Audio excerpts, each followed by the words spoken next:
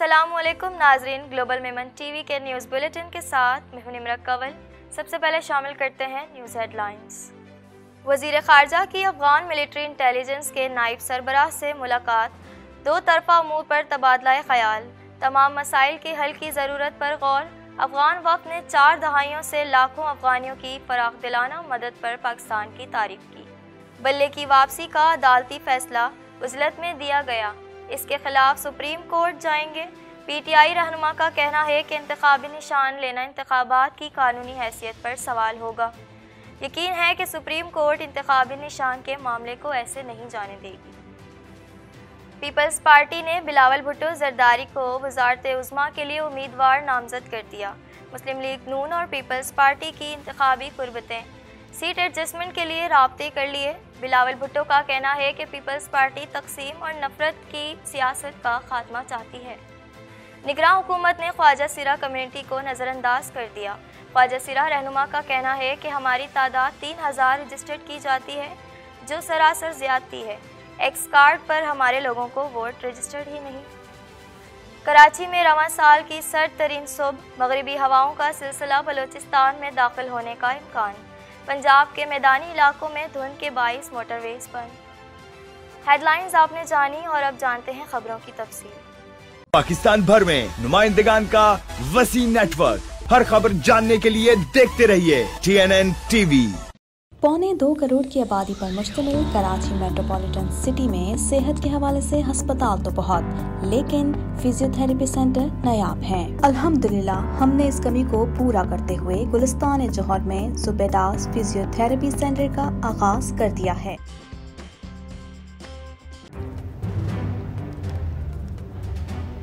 Islamic Finance TV, the only TV channel of the fastest growing Islamic economy in the world and the prime mover of Islamic finance news.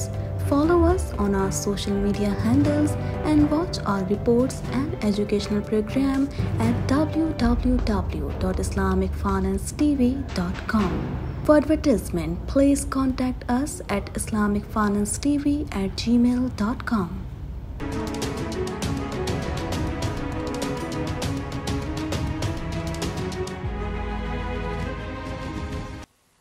निगरान वज़ीर ख़ारजा जलील अब्बास जिलानी ने कंधार के governor और अफ़गानिस्तान की military intelligence के नायब सरबराह हाजी मुल्ला शीरीन से मुलाकात में काबुल के साथ मुसलसल रवाबत और बाहमी फ़ायदेमंद ताल्लुकात के लिए पाकिस्तान के अज़म का इरादा किया है। निगरान वज़ीर ख़ारजा जलील अब्बास जिलानी ने कंधार के गवर्नर और अफ़गानिस्तान की मिलिट्री इंटेलिजेंस के नायब सरबराह हाजी मुल्ला शीरीन से मुलाकात में काबुल के साथ मुसलसल रवाबित और बाहमी फ़ायदेमंद ताल्लुकात के लिए पाकिस्तान के अज़म का अदा किया है। मीडिया रिपोर्ट के मुताबिक तर्जुमान दफ्तर ख़ारजा ने कहा, अफ़गान वफ़द ने इस्लामाबाद में वज़ीर ख़ारजा जलील अब्बास जिलानी से मुलाकात की और उन्होंने बाहमी दिलचस्पी के अहम उमूर बाशमूल अमन और सलामती के साथ आवाम के राब्तों पर तबादला ख्याल किया। तर्जुमान दफ्तर ख़ारजा के मुताबिक उन्होंने इलाक़ाई तिजारत और रवाबित की मुकम्मल सलाहियत को बरोए कार लाने के लिए तशवीश के तमाम मसाइल को हल करने की अहमियत पर भी जोर दिया। अलावा अजी हाजी मुल्ला शीरी ने 4 दहाइयों से लाखों अफ़गानों की फराख दिलाना हिमायत पर पाकिस्तान की तारीफ की और दो तरफ़ा ताल्लुकात को मज़ीद मजबूत बनाने के लिए आला सतही राब्ते और बातचीत जारी रखने पर इत्तेफाक किया। बादअज़ां वज़ीर ख़ारजा ने समाजी रवाबित की वेबसाइट एक्स पर कंधार के गवर्नर से मुलाकात को नतीजा खेज करार दिया।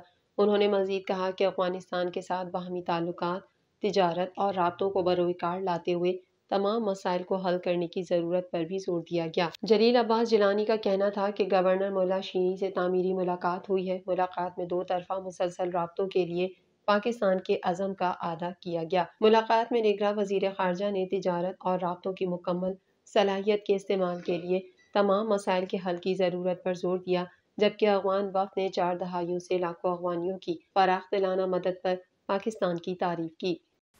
पीटीआई रहनुमा बैरिस्टर गौहर ने कहा है कि इंतखाबी निशान बल्ले की वापसी का अदालती फैसला उजलत में दिया गया, इसके खिलाफ सुप्रीम कोर्ट जाएंगे। मजीद जानते हैं इस रिपोर्ट में।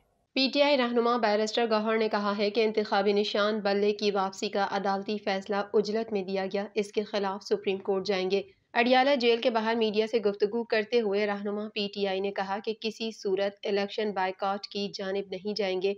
قوی یقین ہے کہ سپریم کورٹ انتخابی نشان کے معاملے کو ایسے نہیں جانے دے گی۔ اگر بلے کا نشان نہیں ملے گا تو بھی الیکشن لڑیں گے، لیکن یہ ہارس ٹریڈنگ کی بنیاد ہوگی۔ انہوں نے کہا کہ سپریم کورٹ کہہ چکی ہے کہ پارٹی سے انتخابی نشان واپس لینا پارٹی ختم کرنے کے مترادف ہے۔ سپریم کورٹ سے درخواست ہے کہ ہم کل آ رہے ہیں۔ ایک سوال کے جواب میں انہوں نے IMF سے کسی بھی اجلاس کی تردید کی۔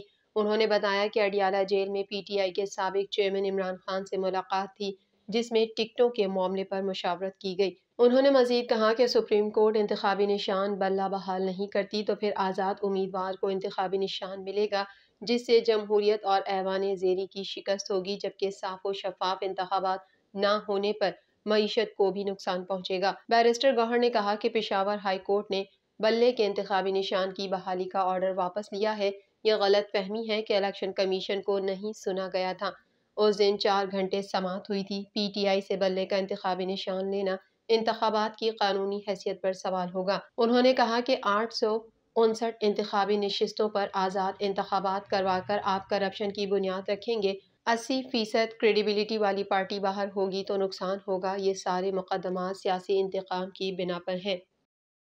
مسلم لیگ نون اور پیپلز پارٹی کی انتخابی قربتیں بڑھ گئیں۔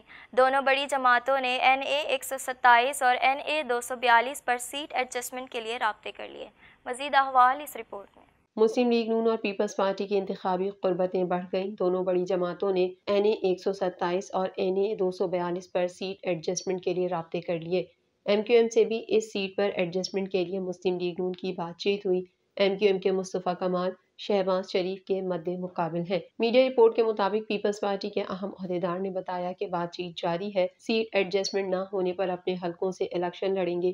پیپلز پارٹی نے NA 127 لاہور سے بلاول بھٹو کی سیٹ پر ایڈجسٹمنٹ کے لیے کوششیں تیز کر دیں۔ مسلم لیگ نون کو NA 242 سے اپنا امیدوار بٹھا کر اور لیگی امیدوار کی حمایت کرنے کی بھی پیشکش کی گئی۔ خورشید شاہ اور دیگر رہنماؤں کی شہباز شریف اور ایاز صادق سے ملاقاتیں ہوئیں۔ نون لیگ کی سینئر قیادت نے بلاول بھٹو کی سیٹ پر ایڈجسٹمنٹ کی مخالفت کر دی۔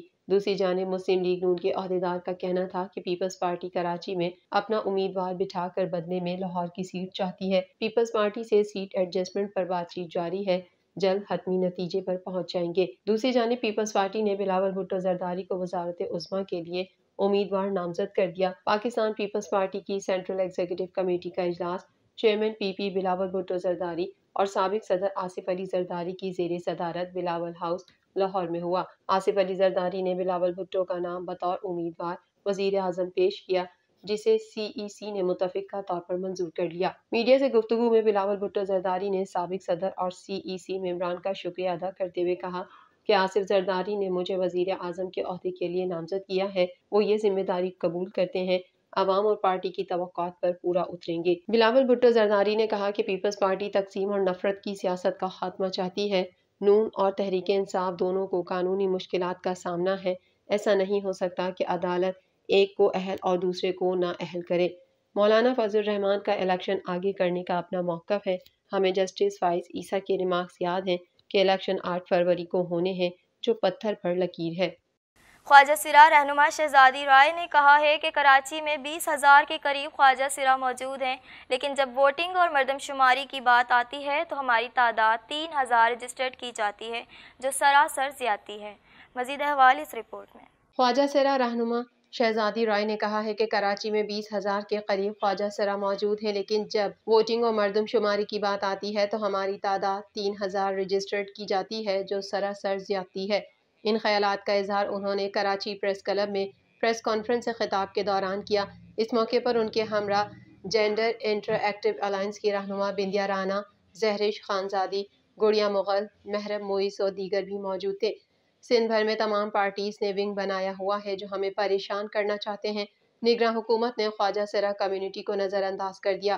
شہزادی رائے نے مزید کہا کہ ایکس کارڈ پر ہمارے لوگوں کا ووٹ رجسٹر ہی نہیں۔ خواجہ سرا کمیونٹی کا ریاست پر بھروسہ نہیں ہے۔ 2018 میں ایکٹ پاس کیا، جب شناختی کارڈ بنوائے تو ہمیں مسائل کا سامنا کرنا پڑا۔ میرے شاگردوں نے اپنا شناختی کارڈ بنوایا لیکن ان کو رجسٹرڈ نہیں کیا گیا۔ یہ سب جان بوجھ کر ریاست کی طرف سے کیا جا رہا ہے۔ ہم ایسے الیکشن کے خلاف احتجاج کریں گے۔ ہمیں معلوم ہے کہ شیر کو پنجرے سے نکال کر لایا جا رہا ہے۔ بندیا رانا نے کہا کہ ایک طبقے کو آگے آنے ہی نہیں دیا جا رہا، مردم شماری میں 3000 خواجہ سرا شو کر کے ہمیں محروم رکھنا چاہتے ہیں، نگراں حکومت نے اس پر کوئی ایکشن کیوں نہیں لیا؟ ہم نے خواجہ سراؤں کو ٹریننگ دی ہے کہ مرد یا عورت جو بھی شناخت ہو اپنا ووٹ ڈالیں۔ محکمہ موسمیات نے کراچی میں بارش کی پیشے گوئی کرتے ہوئے کہا ہے کہ شہر میں آج رواں سال کی سرد ترین صبح ریکارڈ کی گئی۔ مزید جانتے ہیں اس رپورٹ میں۔ محکمہ موسمیات نے کراچی میں بارش کی پیش گوئی کرتے ہوئے کہا کہ شہر میں آج رواں سال کی سرد ترین صبح ریکارڈ کی گئی۔ مغربی ہواؤں کا سلسلہ آج بلوچستان میں داخل ہونے کا امکان ہے، جبکہ کراچی میں ٹھنڈی ہوائیں چلنے سے موسم سرد ہو گیا ہے۔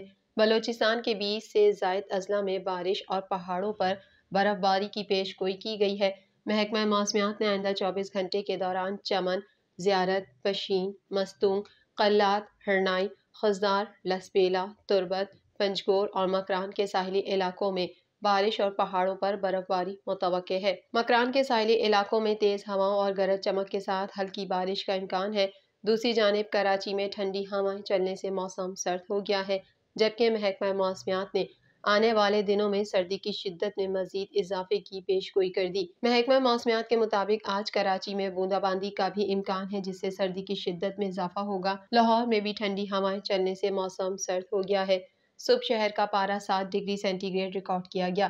اسلام آباد اور پنجاب کے مختلف علاقوں میں شدید دھند کا سلسلہ جاری ہے، جس کی وجہ سے فلائٹ آپریشن بھی مسلسل متاثر ہے۔ بے یقینی کی صورتحال کی وجہ سے آج ملک بھر کی 24 پروازیں منسوخ کر دی گئیں، جبکہ ملکی اور غیر ملکی 100 سے زائد پروازوں کی آمد و رفت میں تاخیر کر دی گئی۔ اسلام آباد، سیالکوٹ اور پشاور ایئرپورٹس پر پروازوں کی لینڈنگ اور ٹیک آف کے لیے بے یقینی کی صورتحال ہے۔ 3 روز کے دوران ملک بھر کی 88 مقامی اور بین الاقوامی پروازیں منسوخ کی جا چکی ہیں۔ پنجاب کے میدانی علاقوں میں آج بھی دھند کے ڈیرے ہیں، جس کے باعث متعدد موٹر ویز ٹریفک کے لیے بند کر دی گئی۔ موٹر وے M2 اسلام آباد سے بلکسر تک اور موٹر وے M5 اقبال آباد انٹرچینج سے روہڑی تک بند کی گئی ہے۔ موٹر وے M14 ہکلا ٹول پلازا سے کھڑپا انٹرچینج تک اور سوات ایکسپریس وے کارٹلنگ سے چکدرہ ٹول پلازا تک دھند کی وجہ سے بند کی گئی ہے۔ گلوبل ویمن ٹی وی کے نیوز بلیٹن سے فی الحال اتنا ہی۔ اپنی میزبان نمرہ کول کو دیجیے اجازت۔ اللہ حافظ۔